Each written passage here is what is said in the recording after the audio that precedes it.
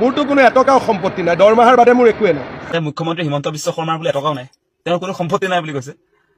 মানে সম্পত্তিৰ পাহাৰ গঢ়াৰ মানুহজনে কেনেকৈ সম্পত্তি নাই বুলি ক'ব পাৰে? আজি বান্দিয়া ইণ্টাৰনেশ্যনেল স্কুলখন কাৰ? আপোনাৰ শ্ৰীমতীয়ে দেখোন উদ্বোধনী ভাষণত কৈ দিলে এইখন বোলে আপোনাৰ হয়। আজি নিউজ লাইভটো কাৰ হয়? আজি আপোনাৰ কাঞ্চনজুৰি চাহ বাগিচাটো কাৰ হয়? আজি চানমাৰী চাহ বাগিচা কাৰ হয়? আজি গুৱাহাটীৰ যে আপোনাৰ 4-5 ঠাইত যে মাটি আছে, আপোনাৰ এইটো আপোনাৰ খ্ৰীষ্টান বস্তিৰ মাটিটো কাৰ? আজি গণেশগুৰিৰ মাটিটো কাৰ? নিউজ লাইভ, টাইম 8, 12-18, নিয়মীয়া বাৰ্তা এইবিলাক কাৰ? আচলতে এই প্ৰপাৰ্টিবিলাক কাৰ? আজি তিনিচুকীয়া চানমাৰী চাহ বাগিচা আপোনালোকৰ নহয় নেকি? আজি কাঞ্চনজুৰি চাহ বাগিচা, আজি নৰ্থ ইষ্টৰ আটাইতকৈ ডাঙৰ ৰিজৰ্টটো বাণী গ্ৰীণ ৰিজৰ্ট, য'ত সাধাৰণ মানুহৰ এণ্ট্ৰি নাই, সেইবিলাক আপোনাৰ প্ৰপাৰ্টি নহয়। আজি উত্তৰ গুৱাহাটীৰ আপোনাৰ বান্দিয়া ইণ্টাৰনেশ্যনেল স্কুলখন আপোনাৰ প্ৰপাৰ্টি নহয়। আজি নিউজ লাইভ, টাইম 8, নিয়মীয়া বাৰ্তা, 12-18, সেইবিলাক কাৰ প্ৰপাৰ্টি? খ্ৰীষ্টান বস্তিৰ মাটিখিনি কাৰ? আপোনাৰ জোৰদৰ মাটিখিনি কাৰ? গণেশগুৰিৰ মাটিখিনি কাৰ? উজান বজাৰৰ মাটিখিনি কাৰ?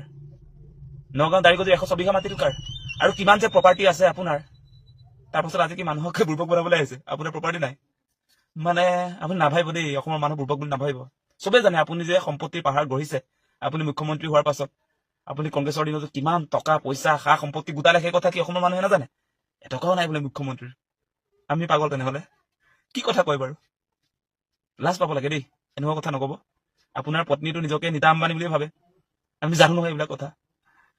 কেলে এনেকুৱা কথা কবলৈ আহে? নকব, নোহোৱাই মানে নাচাজে আপোনাক নাচাজে, সেই কথা কেতিয়াও নকব দেই। নমস্কাৰ। মোৰতো কোনো এটকাও সম্পত্তি নাই, দৰমহাৰ বাদে মোৰ একোৱে নাই। মুখ্যমন্ত্ৰী হিমন্ত বিশ্ব শৰ্মাৰ বুলি এটকাও নাই, তেওঁৰ কোনো সম্পত্তি নাই বুলি কৈছে। মানে সম্পত্তিৰ পাহাৰ গঢ়াৰ মানুহজনে কেনেকৈ সম্পত্তি নাই বুলি ক'ব পাৰে?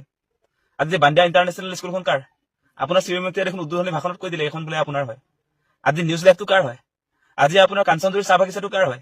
আজি চানমাৰী চাহ বাগিচা কাৰ হয়? আজি গুৱাহাটীৰ যে আপোনাৰ 4-5 ঠাইত যে মাটি আছে, আপোনাৰ এইটো আপোনাৰ খ্ৰীষ্টান বস্তিৰ মাটিটো কাৰ? আজি গণেশগুৰিৰ মাটিটো কাৰ? নিউজ লাইভ, টাইম 8, 12-18, নিয়মীয়া বাৰ্তা এইবিলাক কাৰ? আচলতে এই প্ৰপাৰ্টিবিলাক কাৰ? আজি তিনিচুকীয়া চানমাৰী চাহ বাগিচা আপোনালোকৰ নহয় নেকি? আজি কাঞ্চনজুৰি চাহ বাগিচা, আজি নৰ্থ ইষ্টৰ আটাইতকৈ ডাঙৰ ৰিজৰ্টটো বাণী গ্ৰীণ ৰিজৰ্ট, য'ত সাধাৰণ মানুহৰ এণ্ট্ৰি নাই, সেইবিলাক আপোনাৰ প্ৰপাৰ্টি নহয়। আজি উত্তৰ গুৱাহাটীৰ আপোনাৰ বান্দিয়া ইণ্টাৰনেশ্যনেল স্কুলখন আপোনাৰ প্ৰপাৰ্টি নহয়। আজি নিউজ লাইভ, টাইম 8, নিয়মীয়া বাৰ্তা, 12-18, সেইবিলাক কাৰ প্ৰপাৰ্টি?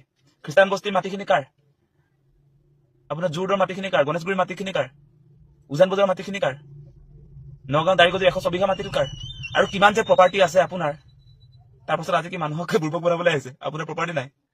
মানে আপুনি নাভাবিব দেই, অসমৰ মানুহ বুৰ্বক বুলি নাভাবিব। চবেই জানে আপুনি যে সম্পত্তিৰ পাহাৰ গঢ়িছে।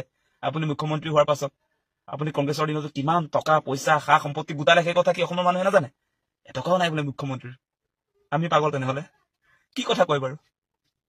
লাজ পাব লাগে দেই, এনেকুৱা কথা নকব। আপোনাৰ পত্নীটো নিজকে নীতা আম্বানী বুলি ভাবে, আমি জানো নহয় এইবিলাক কথা।